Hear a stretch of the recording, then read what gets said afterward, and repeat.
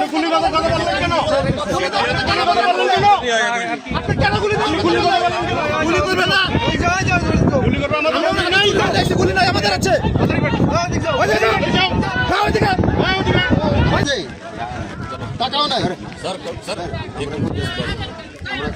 Sir आपने हम इधर नहीं आने देगा और हाई लेवल की मीटिंग होगा आप लोग जो कुछ पहले हमरा अपने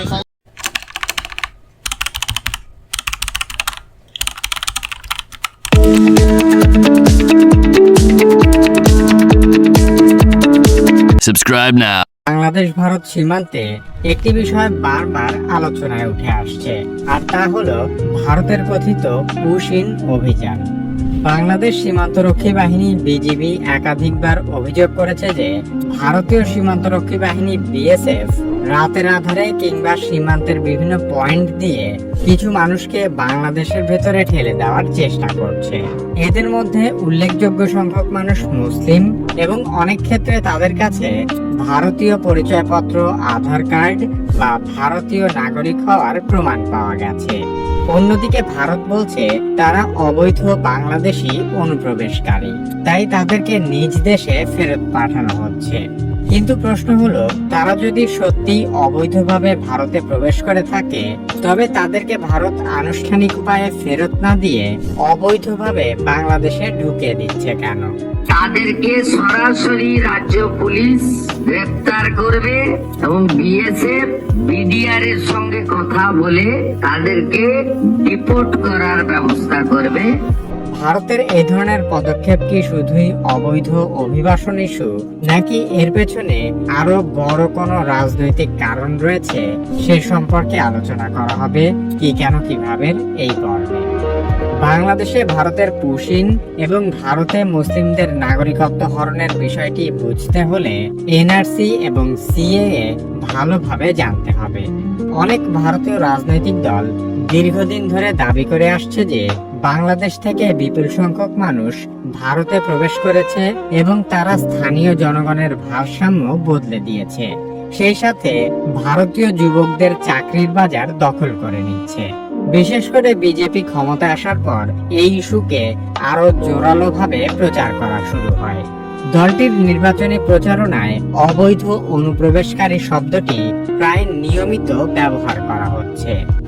বাংলাদেশের মুসলমান ওরা অনুপ্রবেশকারী, ডিটেনশন ক্যাম্পে থাকবে। 2013 সালে ভারতের সুপ্রিম কোর্টের তত্ত্বাবধানে আসামে ন্যাশনাল রেজিস্টার অফ সিটিজেন্স বা এনআরসি হালনাগাদের কাজ শুরু হয় এবং 2019 সালে চূড়ান্ত তালিকা প্রকাশ করা হয়। প্রায় 3.3 কোটি আবেদনকারীর মধ্যে প্রায় 19 লাখ মানুষের নাম চূড়ান্ত তালিকা থেকে বাদ দেওয়া হয়েছে। অধিকাংশ মুসলিমকে এই নাগরিক তালিকা থেকে বাদ দেওয়া হলেও বহু সংখ্যক হিন্দু জনগোষ্ঠীও তালিকার বাইরে চলে যায়। তবে 2026 সাল পর্যন্ত ভারতের অন্য কোনো রাজ্যে আসামের মতো পূর্ণাঙ্গ এনআরসি বাস্তবায়ন করা হয়নি। যদিও বিভিন্ন সময়ে পশ্চিমবঙ্গ, ত্রিপুরা এবং অন্যান্য সীমান্তবর্তী রাজ্যে এনআরসি চালুর রাজনৈতিক দাবি উঠেছে। কোথাও আংশিক বাস্তবায়ন হয়েছে, কোথাও এখনো কার্যকর হয়নি। বিজেপির ভবিষ্যৎ পরিকল্পনা অনুযায়ী সমগ্র ভারতে যখন এনআরসি বাস্তবায়ন করা হবে, তখন বহু হিন্দু ব্যক্তিদের নামও তালিকা থেকে বাদ পড়ে যাবে। তাই হিন্দুদেরকে সুরক্ষা দেওয়ার জন্য 2019 সালে ভারতের পার্লামেন্টে সিটিজেনশিপ অ্যামেন্ডমেন্ট অ্যাক্ট বা সিএএ আইন পাস হয়। এই আইন অনুযায়ী বাংলাদেশ, পাকিস্তান ও আফগানিস্তান থেকে ধর্মীয় নির্যাতনের কারণে ভারতে আসা হিন্দু, শিখ, বৌদ্ধ, জৈন, পার্সি এবং খ্রিস্টান সম্প্রদায়ের মানুষ সহজ শর্তে ভারতীয় নাগরিকত্বের জন্য আবেদন করতে পারবেন। তবে ভারতের প্রতিবেশী দেশের মুসলিমদের জন্য এই আইন প্রযোজ্য নয়। ভারত সরকারের যুক্তি হলো, বাংলাদেশ, পাকিস্তান ও আফগানিস্তান এই তিনটি দেশ মুসলিম সংখ্যাগরিষ্ঠ রাষ্ট্র হওয়ায় সেখানে ধর্মীয় সংখ্যালঘুরা নির্যাতনের শিকার হতে পারেন। তাই এসব দেশের অমুসলিমদের ভারত মানবিক কারণে নাগরিকত্ব দিবে।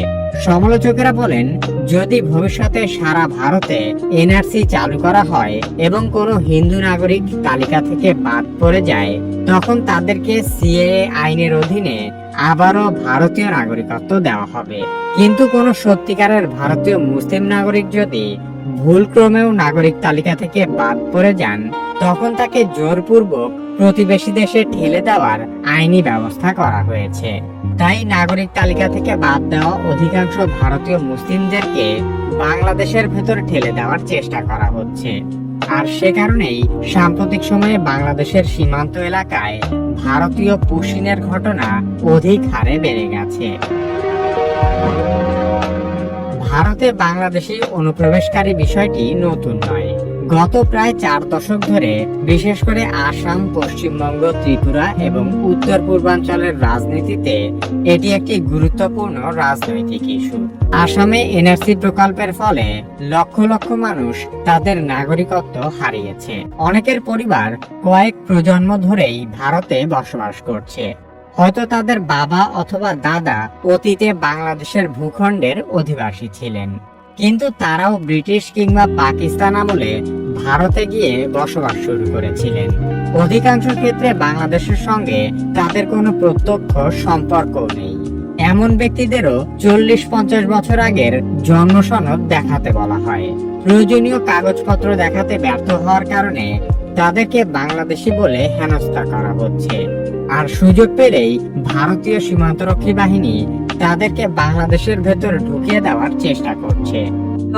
His Indian citizenship. Maybe his mother may be Bangladeshi, but they both four are Indian citizenship. এই ঘটনাগুলোই ভারতে বলা হয় পুশব্যাক, আর বাংলাদেশের জন্য পুশিং।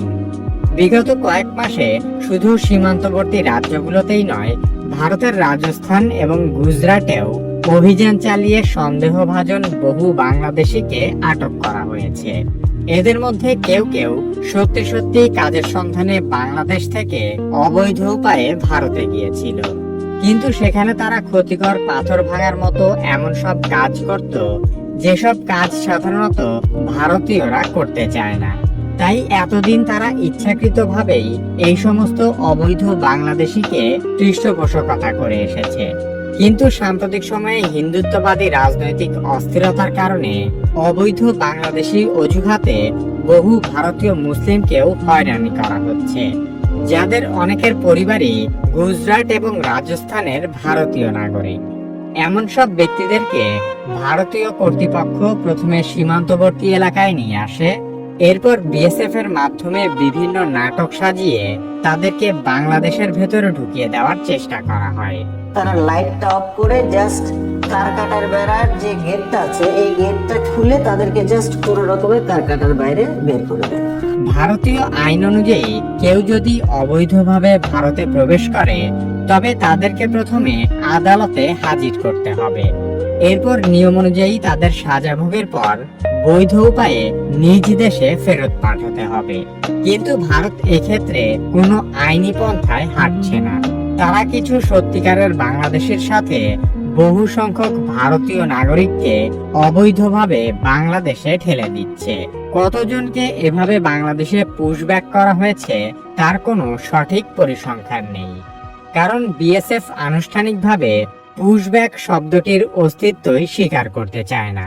তবে মানবাধিকার সংগঠনগুলো দাবি করেছে 2025 সালের মে থেকে জুলাইয়ের মধ্যে প্রায় 1880 জনকে বাংলাদেশের সীমান্তে ঠেলে দেওয়ার ঘটনা ঘটেছে।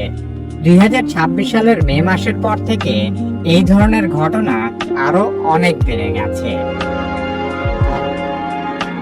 সাম্প্রতিক সময়ে পশ্চিমবঙ্গে বিজেপি ক্ষমতায় আসার পর থেকে বাংলাদেশি অনুপ্রবেশকারী ইস্যুটি ব্যাপক আলোচিত হচ্ছে, কারণ বিজেপির মুখ্যমন্ত্রী শুভেন্দু অধিকারী একজন কট্টর বাংলাদেশ বিরোধী।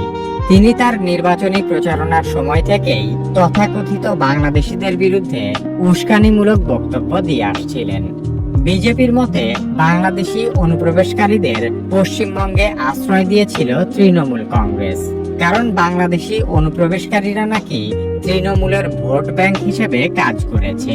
এমনকি কেন্দ্রীয় স্বরাষ্ট্রমন্ত্রী অমিত শাহ নিজেও নির্বাচনের আগে পশ্চিমবঙ্গে এ বিষয়ে কড়া বক্তব্য দিয়েছেন। भाजपा की सरकार बनने के बाद हम पूरे बंगाल और देश भर से घुसपैठियों को चुन चुन कर निकालने का काम करेंगे। শুভেন্দু অধিকারী সরকার গঠন করার পর ডিটেক্ট, ডিলেট অ্যান্ড ডিপোর্ট নামে 3D অভিযান শুরু করেছে, যার অর্থ হলো বাংলাদেশিদের শনাক্ত করা হবে, নাগরিক তালিকা থেকে তাদের মুছে ফেলা হবে এবং ভারত থেকে তাদের বহিষ্কার করা হবে।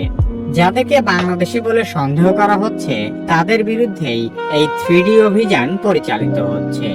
শুভেন্দু অধিকারী এরই মধ্যে গণমাধ্যমে দাবি করেছেন অন্তত 4880 জন অনুপ্রবেশকারীকে বাংলাদেশে ফেরত পাঠানো হয়েছে। সিএ এর আওতায় যারা নেই তারা হলেন কমপ্লিটলি অবৈধ অনুপ্রবেশকারী ইনফিল্ট্রেটার্স। তাদেরকে সরাসরি রাজ্য পুলিশ গ্রেপ্তার করবে এবং ডিটেন করবে এবং হ্যান্ডওভার করবে বিএসএফ এর হাতে, এবং বিএসএফ বিডিআর এর সঙ্গে কথা বলে তাদেরকে ডিপোর্ট করার ব্যবস্থা করবে, অর্থাৎ ডিটেক্ট, ডিলিট, এবারে ডিপোর্ট। এই আইন আজ থেকে কার্যকর হলো। বিজেপি সরকারের নেতৃত্বে পশ্চিমবঙ্গের জেলায় জেলায় হোল্ডিং সেন্টার নামে বিশেষ ধরনের ডিটেনশন সেন্টার গড়ে তোলা হচ্ছে, যেখানে সন্দেহভাজন বাংলাদেশি নাগরিকদের আটকে রাখা হবে। এ ধরনের পদক্ষেপ থেকেই বোঝা যায় সামনের দিনগুলোতে পুশিনের ঘটনা আরো বহুগুণ বেড়ে যেতে পারে।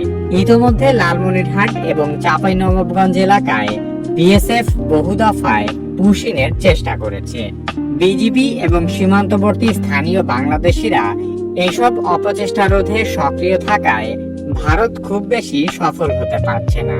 বিএসএফ পুশিনের সময় হাতে নাতে ধরা পড়লে এসব অবৈধ কর্মকাণ্ড সরাসরি অস্বীকার করে। তবে কোথাও কোথাও তারা অনানুষ্ঠানিকভাবে বিজিবিকে জানিয়েছে যে রাষ্ট্রীয় চাপের কারণেই বিএসএফ এ ধরনের বেআইনি কাজ করতে বাধ্য হচ্ছে। বিশ্লেষকেরা মনে করছেন ভারতের মুসলিম বিদ্বেষী কট্টর হিন্দুত্ববাদী রাজনীতির অংশ হিসেবেই সীমান্তে পুশিনের ঘটনা বেড়ে গেছে। এছাড়া সামনে ভারতের সাথে বাংলাদেশের বেশ কিছু চুক্তি এবং দ্বিপাক্ষিক আলোচনা হবার কথা রয়েছে। সীমান্তে পুশিনের বিষয়টি ভারত বাংলাদেশের সাথে দর কষাকষির একটি হাতিয়ার হিসেবে ব্যবহার করতে চাইছে। এর আগে গত বছর ভারত সরকার কিছু ব্যক্তির তালিকা দিয়ে বাংলাদেশকে তাদের পরিচয় শনাক্ত করতে বলেছিল। বাংলাদেশ হাইকমিশন বিষয়গুলো নিয়ে ভারতের পররাষ্ট্র মন্ত্রণালয়ের সাথে কাজ চলমান থাকা অবস্থায় ভারত অবৈধ পুশিন শুরু করে দেয়। সীমান্তে বিভিন্ন অনাকাঙ্ক্ষিত বিষয় নিয়ে আলোচনার জন্য দিল্লিতে বিজিবি ও বিএসএফ এর মহাপরিচালক পর্যায়ের 57তম সম্মেলন শুরু হয়েছে। দিল্লিতে অনুষ্ঠিত এই সম্মেলনে ভারত থেকে বাংলাদেশে বিভিন্ন ধরনের মাদকদ্রব্য, অস্ত্র ও অন্যান্য নিষিদ্ধ পণ্যের চোরাচালান রোধ, মানব পাচার প্রতিরোধ, সীমান্ত আইন লঙ্ঘন, আন্তর্জাতিক সীমান্তের 100 গজের মধ্যে কাঁটাতারের বেড়ার মতো বিভিন্ন অননুমোদিত অবকাঠামো নির্মাণ বন্ধ সহ আরো বেশ কিছু বিষয় নিয়ে আলোচনা চলছে। সঙ্গত কারণেই এবারের সম্মেলনে পুশিনের বিষয়টি আলাদা গুরুত্ব পেয়েছে। কিন্তু এসব সম্মেলন, দ্বিপাক্ষিক বৈঠক কিংবা রাষ্ট্রীয় পর্যায়ের কোনো আলোচনাই ফলপ্রসূ হয় না। অতীতেও ভারতের সাথে যতগুলো আনুষ্ঠানিক চুক্তি কিংবা সমঝোতা হয়েছে, ভারত তার সবগুলোর শর্তই কোনো না কোনো ভাবে লঙ্ঘন করেছে। কাগজে কলমে ভারত বাংলাদেশ বন্ধু রাষ্ট্র হলেও দুই দেশের সীমান্তে এত উত্তেজনা বহু শত্রু রাষ্ট্রের মধ্যেও দেখা যায় না। একাধিক মানবাধিকার সংস্থার প্রতিবেদন থেকে জানা যায়, বিগত 2 দশকে অন্তত 1236 জন বাংলাদেশি সীমান্তে নিহত হয়েছে।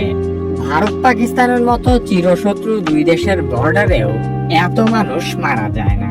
শুধু সীমান্ত আগ্রাসনই নয়, বাংলাদেশের বাজারে ভারতের অর্থনৈতিক আধিপত্য, বিভিন্ন রপ্তানি পণ্যকে বাণিজ্যিক অস্ত্র হিসেবে ব্যবহার, শুষ্ক মৌসুমে আন্তঃসীমান্ত নদীর পানি আটকে রাখা এবং বর্ষা মৌসুমে পানি ছেড়ে দিয়ে বাংলাদেশকে ভাসিয়ে দেওয়া, বাংলাদেশের নির্বাচনে হস্তক্ষেপ করা, বাংলাদেশের রাজনীতি ও প্রশাসন ব্যবস্থায় ভারতীয় গোয়েন্দা সংস্থা রয়ের অনুপ্রবেশ সহ এমন কোনো ক্ষেত্র নেই যেখানে ভারত বাংলাদেশের ক্ষতি করার চেষ্টা করে না।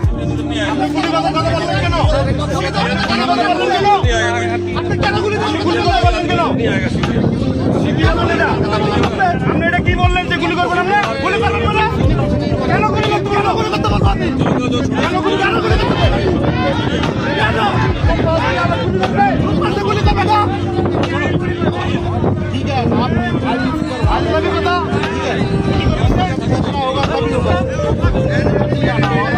গুলি করবে না? গুলি করবে আমাদের নাই, গুলি নাই আমাদের আছে।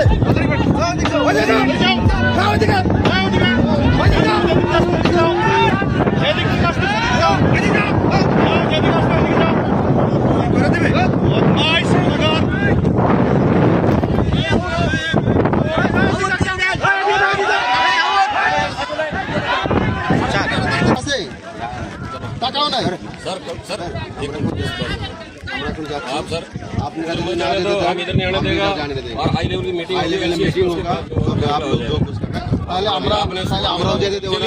যদি আপনারা যদি নিতে চান নিয়ে যান, ঠিক আছে? আমরা কেননা এই যা বললো পুরো বাংলাদেশ चलिए हाई लेवल मीटिंग होगा तब देगा हाई लेवल मीटिंग होगा। चलिए